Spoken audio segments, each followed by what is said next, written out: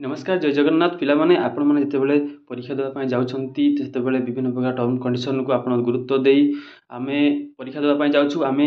निज पई किछि करिबा आमे भविष्यत पई करि किछि करिबा आमे परिवार पई किछि करिबा तनु से नै आमे कोनोसी प्रकार फॉल्ट रे आमे जेमति धरा न पडू से विषय को आमे बेसी गुरुत्व देई जिबा एबे आमे उडा आलोचना करिबा उडे सत्य घटना ऊपर जहा केउंझर डिस्ट्रिक्ट रे हेछि एवं कमिशन द्वारा नियाइथिबा दृढ़ पदक्षेप रो एक उदाहरण मध्ये सृष्टि हेछि तनु आमे एटाकू देखि सचेतन हेबा आसंतु ए विषय आलोचना करिबा। ओडिशा स्टाफ सिलेक्शन कमिशन अधीन रे थिबा हेउथिबाकु थिबा समस्त रिक्रुटमेंट एग्जामिनेशन मानकरे या छडा अन्य कमिशन मानकर अधीन रे मध्य हेबाकु थिबा बा हेउथिबा समस्त रिक्रुटमेंट एग्जामिनेशन मानकरे जेतेबेले आपण माने ऑनलाइन फॉर्म अप्लाई करंती सेतेबेले कोन हुए कि आपण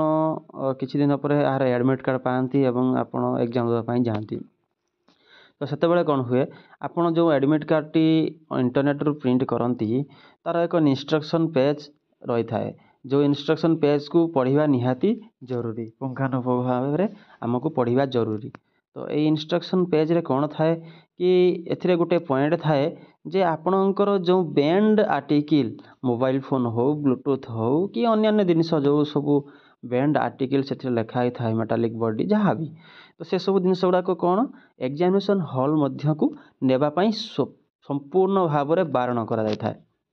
जद ताकू साधारणतः भाव में एग्जाम सेंटर मानक एसबू जिनिस को भल भाव चेकिंग करी ताकू एंट्री करा जाए किंतु ता व्यतीत कौन हुए कि जदि किए कौन भितर नहीं कि जाऊँगी तो कि कौन सी अलग प्रकार चालाकी सी भितर को पसई दौची से जिनस गुड़ाक तो से कौन हो कि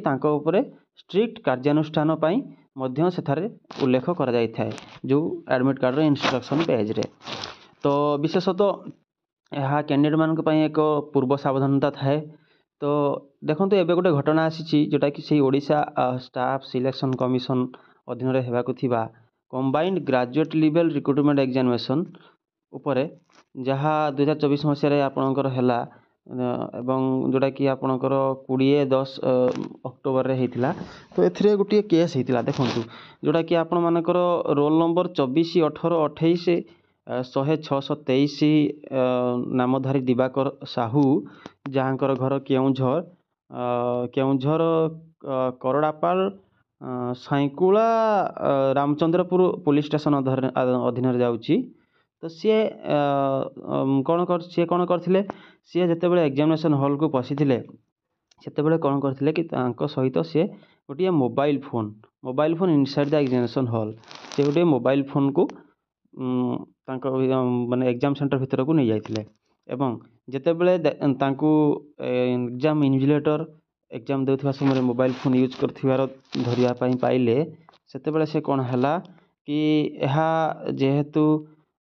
टर्म्स कंडीशन रो वायलेशन होउची एवं यार गोटे जो आम जो एग्जाम दौचु से एग्जाम रे कौन होउची प्रति कमिशनर ये जो इंस्ट्रक्शन आपन को एडमिट कार्ड लेखा होउची ताहा एक रूल आधारित होई लेखा होउची जोटा कि आपण मानकर एठारे से माने उपस्थापन करिसंती जे Odisha staff selection OSSC rule 1993 रे एही रूल टी अछि एवं से रूल आधार रे ही जो प्रोहिबिशन करा जाय अछि तो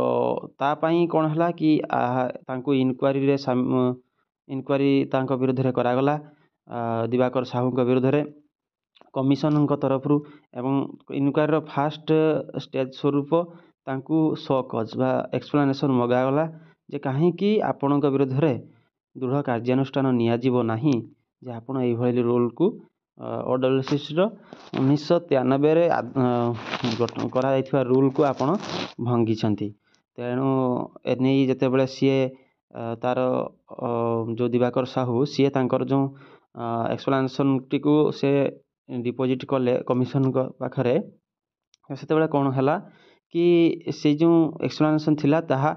सैटिस्फैक्टरी नथिला जहाँ कि जो आधार रे से मोबाइल फोन नहीं जाइथिले ताहा प्रकृत रे बहुत गुरुत्वपूर्ण बोली कमिशन अनुभव कले नहीं जहाँ पई कि से कौन कले rule 18 Odisha staff selection rule 1993 आधार रे जोटा कि आपण को आपण पीडीएफ ରେ ଆପଣ ଦେଖିପାରିବେ ଇଣ୍ଟରନେଟ୍ରେ ସର୍ଚ୍ଚ କରି, ଯେଉଁଟାକି Odisha staff selection commission rule 1993ର ରୁଲ୍ 18 ଯେଉଁ ଆଧାରରେ କି ସେ କ'ଣ କଲେ ନା ଯେଉଁ କମିଶନ୍ ସିଏ କ'ଣ କଲେ ନା ଦିବାକର ସାହୁଙ୍କୁ ଯିଏ କ'ଣ କଲେ ତାଙ୍କୁ ଏହି କମିଶନ୍ ଆଧାରରେ ବା ଏହି କମିଶନ୍ ଅଣ୍ଡରରେ ହେବାକୁ ଥିବା ସମସ୍ତ ସରକାରୀ ପରୀକ୍ଷାକୁ ସେ ଦେଇପାରିବେ ନାହିଁ ବୋଲି ଏକ ଦଣ୍ଡ ଶୁଣାଇଲେ, ଯାହାକି 3 ବର୍ଷ ପର୍ଯ୍ୟନ୍ତ OSSC ଅଣ୍ଡରରେ ଯେତେ ବି ଏକ୍ଜାମ୍ ହେବ ସେଥିରେ ସିଏ ଆପ୍ଲାଏ କରିପାରିବେ ନାହିଁ। ଯଦି ବି ଆପ୍ଲାଏ କରିବେ ସିଏ ଆଉ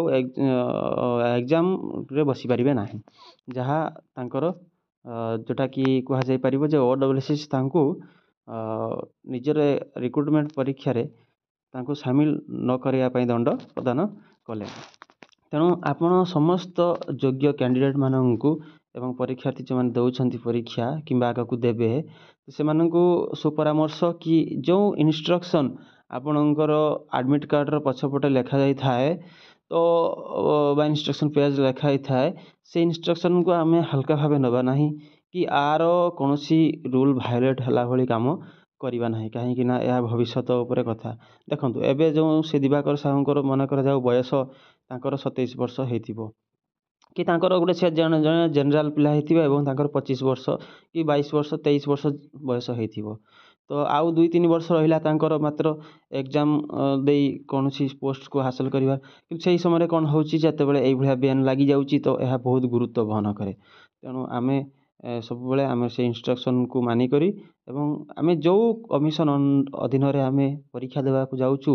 ତ ସେ କମିଶନ୍ର କୌଣସି ରୁଲ୍ ଯେମିତି ଭାয়োଲେଟ୍ ନ ହୁଏ ସେ ପ୍ରତି ଧ୍ୟାନ ଦେଇ ଆମ ଭବିଷ୍ୟତକୁ ସୁଦୃଢ଼ କରିବାକୁ ଆଗେଇ ଯିବା। ଧନ୍ୟବାଦ।